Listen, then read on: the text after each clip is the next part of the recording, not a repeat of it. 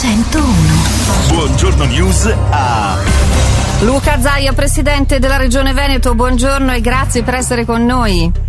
Buongiorno a tutti e grazie a voi. Presidente, ospedali sempre aperti per abbattere le liste d'attesa. Dal Veneto lo scorso 1 settembre è partita questa iniziativa unica nel suo genere. Il lunedì, il mercoledì, il sabato e la domenica TAC, risonanze magnetiche, ecografie vengono fissate fino a mezzanotte e i primi dati confermano la bontà di questa scelta che rappresenta un vero e proprio cambiamento culturale. È soddisfatto, governatore? Assolutamente sì, anche perché ho creduto fino in fondo di perseguire poi sulla mia strada, come si dice. Questa è una mia idea ed ho voluto dimostrare che l'abbattimento delle liste d'attesa passa attraverso anche fare lavorare di più le macchine che abbiamo. In questa maniera le macchine le ammortizziamo prima e abbiamo sempre più attrezzature all'avanguardia.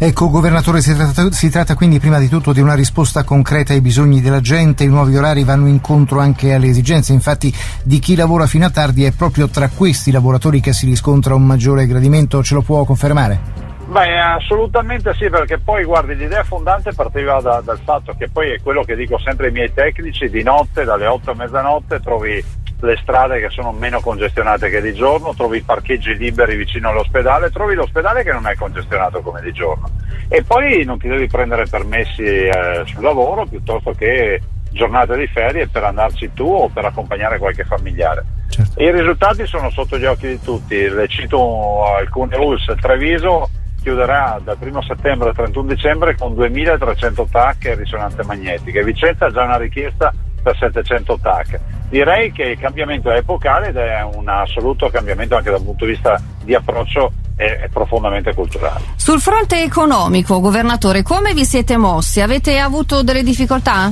Ma guardi, su un budget della sanità di 8 miliardi e 400 milioni, l'aver chiuso una trattativa con i lavoratori che è per noi un investimento, non è un costo, di 30 milioni di euro all'anno, significa ovviamente aver fatto un grande affare a favore dei veneti. Proprio per questo motivo ne approfitto della vostra ospitalità per ringraziare tutto il personale infermieristico, i medici, gli amministrativi, che comunque hanno accettato di andare a lavorare di notte.